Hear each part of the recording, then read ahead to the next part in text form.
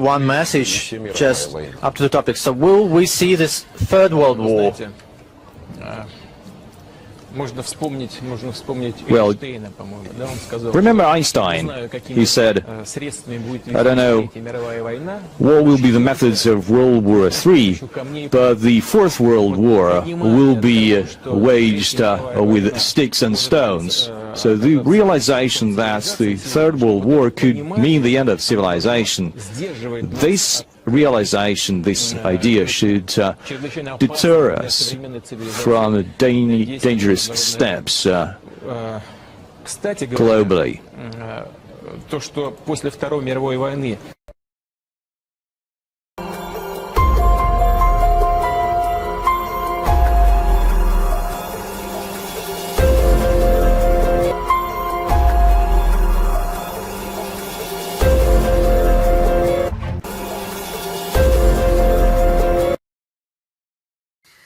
I first stumbled across Agenda 21 in about 2008, and quite frankly my first reaction was to dismiss what I was reading, because I didn't believe that any government in Australia would take us down this road.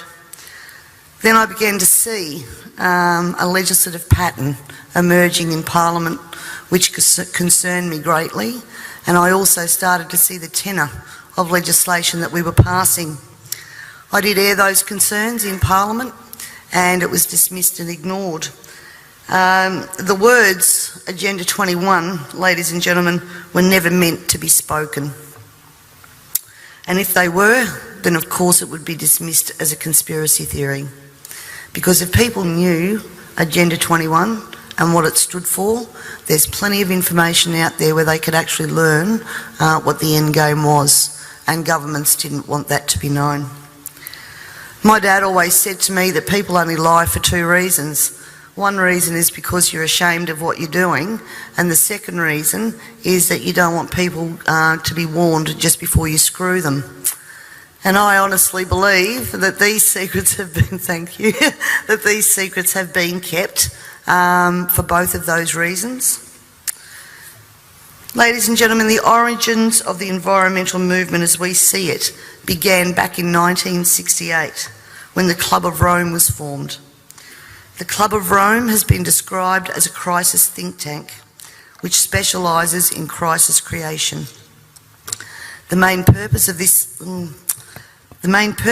think tank was to formulate a crisis that would unite the world and condition us to the idea of global solutions to local problems.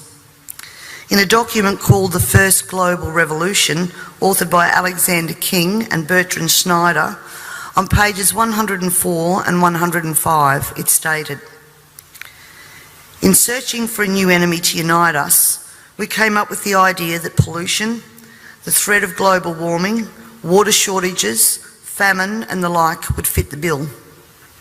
All these dangers, of course, will be caused by human intervention that will require a global response." That's the origin of global warming, ladies and gentlemen. As Agenda 21 became more and more apparent to me, I began using the line in Parliament that government was now declaring war on its own citizens. In 1972, the Club of Rome published the alarmist Limits to Growth document, warning of worldwide overpopulation, the need for sustainable development. This was the beginning of the slow process of social engineering and programming people to accept that the planet is struggling to sustain life. In 1987, Mikhail Gorbachev, also a member of Club of Rome, said, "We are moving toward a new world order, the world of communism, and we shall never turn off that road." He also quoted in 1996 Monetary and Economic Review on page 5, "The environmental crisis will be the international disaster that will unlock the new world order, one world government." Ted Turner, who was also a member of the Club of Rome, was quoted as saying in 1996, "The total population of 250 to 300 million people is ideal. That means a reduction of 95% from present levels would be even more ideal. Anyone who abhors the China one-child policy is simply a dum-dum."